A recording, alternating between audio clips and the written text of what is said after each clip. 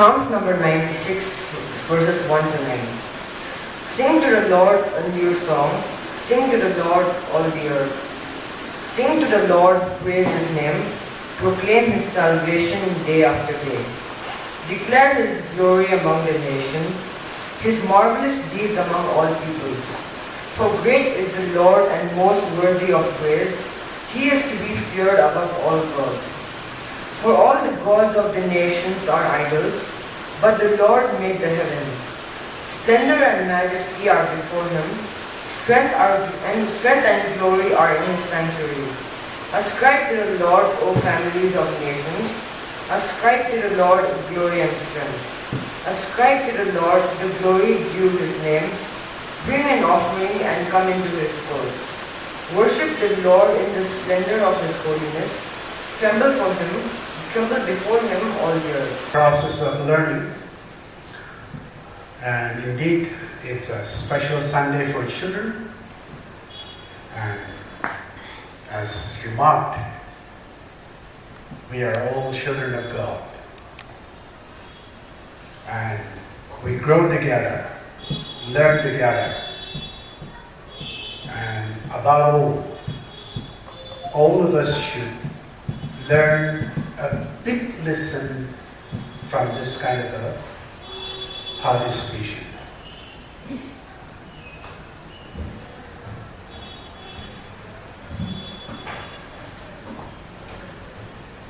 Before I pray, we are delighted to hear that our Christmas is approaching fast, and maybe towards the end of this month and the beginning of next month, we shall have the Advent Sunday. And Advent, as I repeatedly announce, it's just a period coming of the season. I am a child of God, and He has sent me here, has given me an earthly home with parents kind and dear. Lead me, guide me, walk beside me, help me find the way. Teach me all that I must do to live with Him someday. I am a child of God, and so my needs are written. Help me to understand His words before it grows too late. Lead me, guide me, walk beside me, help me find the way. Teach me all that I must do to live with Him someday. My little hands together pray to you. My little feet together follow you.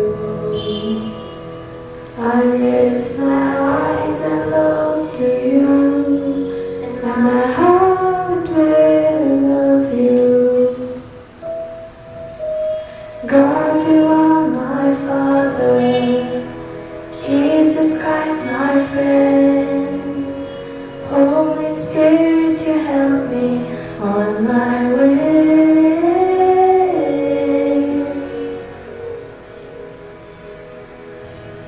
My little hands together pray to you. My little feet together follow you. I lift my eyes and look to you, and my heart will love you. God, you are my Father, Christ, my friend. Holy Spirit, to help me on my way. God, you are my Father. Jesus Christ, my friend. Holy Spirit, to help me on my way.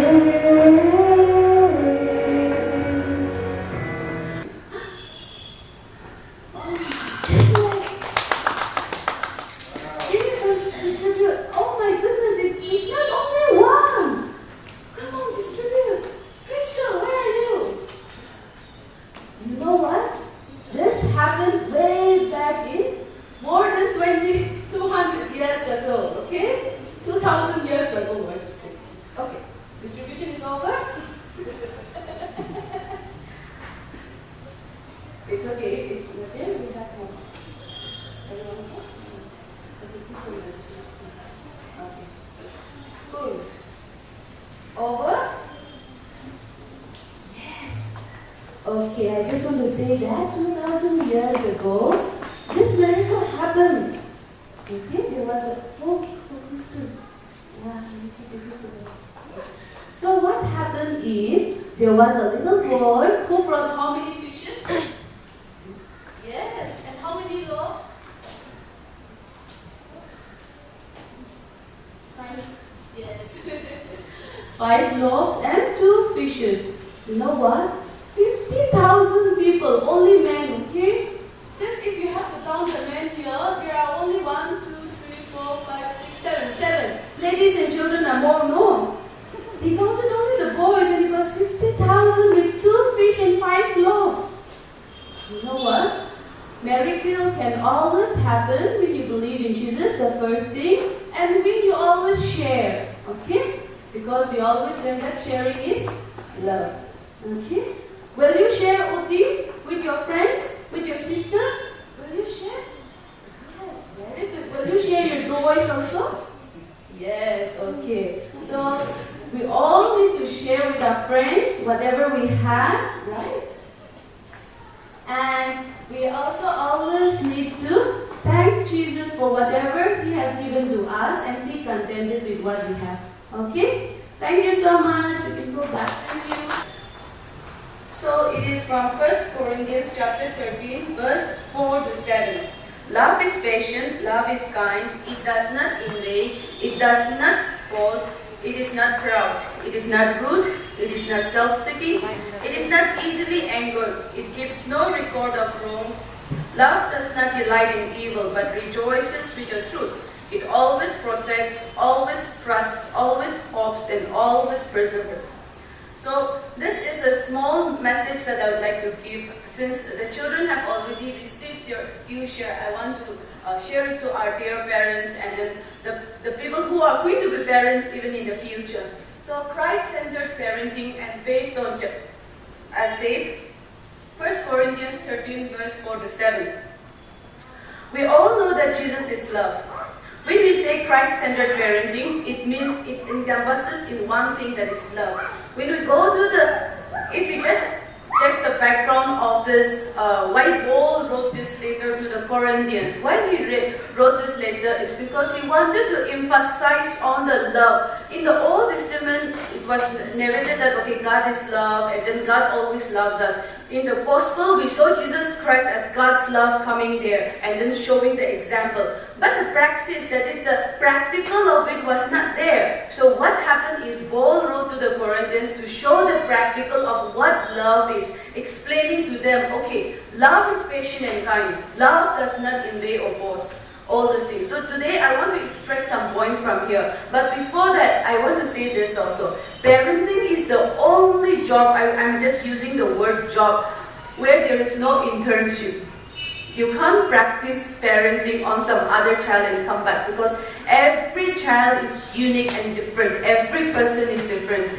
We can't have any practice session for parenting. So that is the reason why we always say that we only need to rely on that. Every parenting is right. We can't say it's wrong or it's not right. It just depends on how we let our children grow, and then how we let it to God. So first of all, as a parent, Christ-centered parent will always have patient and be patient and kind. Love is patient and kind. We always say and heard that only grandparents love their grandkids more. That's what we always heard. Why do you think grandparents love their grandchildren more? It is all because they already have experience and they have already learned the patience. For us, since we are the new parent, we are not able to have the patience most of the time. So I just want to say that it is always good to have patience and kindness towards our kids. As I said, of course we get angered, and then as a teacher also, and then especially as a special teacher, sometimes it is so frustrating. But still then, patience and kindness only can speak. If they are doing something bad and if you shout at them, remember they are not going to come back at any student. They are going to, like, it is just stretching an elastic rubber. If you stretch an elastic rubber, what happens? It is more harmful for you than the other person, right? It will come and hit back on us only. So children are like that. So it's always good to have patience and kindness. The second one is non-competitive. Love does not obey or boast, does not insist on its own way. Doesn't show that, okay, you need to do this or you have to do. There's no competition. I say, nowadays, especially the parents, we all want our children to be the best. And at times, we tend to compare them with other kids. We tend to compare with them our friends' kids and all. Honestly, I'm saying that's the worst of things that we should be doing. Because they are very unique as themselves. They have their own potentials. As we saw in the skit, and then as we saw, it is always good to let them be who they are. Let them explore themselves and know what they are good at. And you be there as a support. You be there as a support. The third thing is, don't be arrogant and rude. It is not irritable. Love is not irritable or resentful. So, coming back to the first one only, be kind and be always there for them. It is not rude. So we always have the learning that even in the Old Testament Proverbs, we say that we need to use a rod to educate or to teach the children. Yes, it is, but there is a certain age to that. So psychologists always say that 0 to 5 years is the only age where you can try to mend them and then use the stick and or maybe like try to correct them if you have to use. But without using also sometimes people are doing the parenting. And after that age, if you try to do, especially for teenagers, if you try to use, that it is something that you are just, I don't know, you are just putting some water in the yam leaves, like that it will be. And it will be like he will drift away more and more from you instead of coming near to you. That is what. The fourth thing stands for the truth. Love does not rejoice at wrongdoing, but rejoices with the truth. It's always standing on the truth. No matter what, no matter if your child is doing wrong or if you are also doing wrong, if I am also as a parent doing wrong, I should say sorry. I should say, so many of the parents, it's not able to say sorry to the kids. So many of the parents. But it's always good to say sorry to the kids also sometimes if you know that it's wrong from your side. If you have scolded too much, or maybe if you know that some things have gone wrong and it was your mistake, always say sorry. Stand for the truth, and your child will learn to speak the truth and stand for the truth. The fifth one, understanding. Love bears all. Love believes in everything, and love endures everything. So it is always good to understand your child, what he or she is doing, and always try to be there. In this world, in this generation, as you have seen in the skit, everything is in the tip of their hand. They know everything. One Google search, you did, or maybe Siri, they will say, and then they will get everything. Whatever you and I are supposed to teach also, they will get from the Google. But the only thing is, as a family, your understanding of the child is very important. Their likes and dislikes, their favorite things, or maybe who is their best friend, or maybe even if they are playing a game in the laptop or maybe gaming world, what games they are playing. All this understanding is very important. Furthermore, the last of all, it's always good to have prayer meeting together as a family, where you will share all your thoughts, where you can always have some understanding.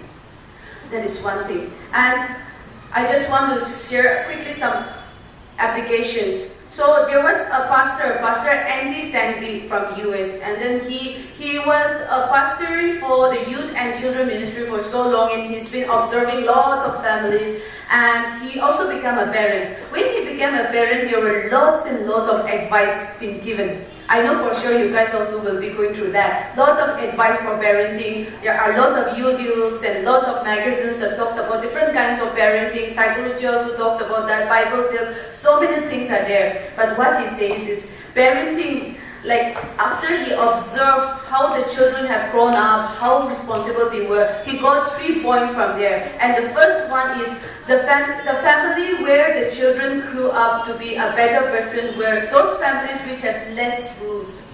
It doesn't have lots of don'ts. Because the more rules you keep, the more they will try to break it. The more it will become more strict for them, and they won't be able to share with you anything. They will be afraid to just share with you. So less rules was one. The second one was not being afraid of your children was the second one. Why not being afraid? Because so many of us are so scared of our children. Why? Because we don't want them to go away from us. We don't want them to cry, or we don't want them to feel bad. So that's the reason we try to please them, right? We try to please them. So the one thing that is like good parenting does is not being afraid of your children, but tell the truth on the spot. If it's wrong, wrong. You stand for it. Even if they feel bad, even if they want to cry, don't be scared of your children, and then make sure that, okay, you say what you have to do. The third one, this is the most important one, and I want to emphasize a little bit more here. And what Pastor says was, the only thing that matters the most is, we always say parenting and this and that, but children learn from your marriage. The way husband and wife, or the mother and father works, the way you guys, like husband and wife talks with each other, the way you maintain your relationship, that's the best parenting. You don't need to teach your children anything, because your children are learning a lot from the way you are behaving. There was a person called Mr. Robert. Mr. Robert was a very, very disturbed child. He was from a family where his parents never have a very calm life at all. They always fight. There was like all the time there were chaos in the family. So what he decided, at the age of 13, he decided to run away from the family. He decided to go away from the family, and he started to live in the street. Just imagine, choosing a life of street rather than the family. He went there, and as he was staying there, there was a family, Mr. and Mrs. Smith was there. So they decided to adopt him, and then he decided to adopt him and then keep him with him. So after a while, he became a very good person. And Pastor Andy, he met that person, Mr. Robert, and asked, okay, what has happened in your life that you have become such a better person now? And he said, you know what, I'm going to say this, the first time I ever saw a family that eats without fighting was in Mr. and Mrs. Smith's house. 13 years he has been living in his real family. He never saw a peaceful life. Never ever I saw my father bringing paycheck. Never ever I saw that my family sit together, pray, and never ever I saw that when my family sit together to eat, there was no fight. But Mr. and Mrs. Smith showed me the first time. So that is where Mr. Andy, the Pastor Andy, also decided in his life that I'm going to adopt kids. I'm going to show the first time to so many of the kids who have never gone through. See, my dear parents, all of us, we are going to be parents one day or the other. I just want to say this. All of us, we all need to have a healthy marriage if you want to have a healthy children. Parenting is different. Every child is different. Whatever things, so many things will happen. As the circumstances changes, parenting style changes, but your marriage determines a lot. And I just want to say from the 1 Corinthians chapter 13 verse 4 to 7 that love is the only thing that holds this marriage. And love is Christ. If we have a Christ-centered marriage, if our communication with our spouses is strong, if the way we live with our spouse is in love, then obviously our children is going to learn that. Our children is going to learn that. We don't teach children nowadays, but they learn from us through our ways, the way we speak, the way we live, from our examples. So I wish and I pray that all the Krista Aruku parents, as well as whoever is watching this, will always maintain a good marriage life so that you will be able to see better children grow up in a healthy family. This year's UN Children's Day theme is investing in our future means investing in our children. I want to say this, investing doesn't mean only money. I want you to invest your emotions. I want you to invest your time. I want you to invest your space. And I really want you to invest all your heart to your children. That matters more. Money will come and go. There are lots of rich children who have gone wrong because they have been put to the best of schools. They have been put to the best of the jobs and all, but still then it did not work. It is all the investment that you make from your heart, the investment of your emotion, the investment of your time.